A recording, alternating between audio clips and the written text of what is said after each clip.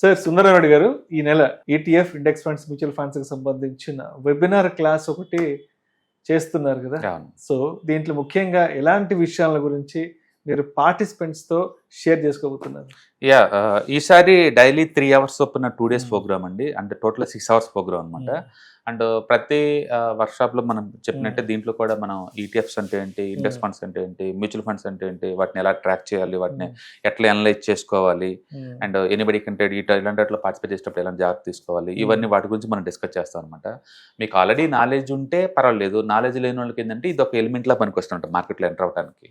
కాబట్టి మీరు ఏదైనా డబ్బు పెడదాం అనుకున్నారు, బట్ వితౌట్ నాలెడ్జ్ లేకుండా పెట్టాలంటే ఫీర్ కదా, ఏం జరుగుతుంది అక్కడ తెలుసుకోవాలంటే. ఇలాంటి ప్రోగ్రామ్స్ అటెండ్ అవడం ద్వారా ఏంటంటే మీకు ఒక స్టెప్పింగ్ స్టోన్ అనమాట ఈ ఫైనాన్షియల్ వరల్డ్ లోకి ఎంటర్ అవడానికి కోసం. ఆ భయం లేకుండా పోద్ది మన డబ్బు ఎక్కడ పెడుతున్నారు, ఏం చేస్తున్నారు అనేది.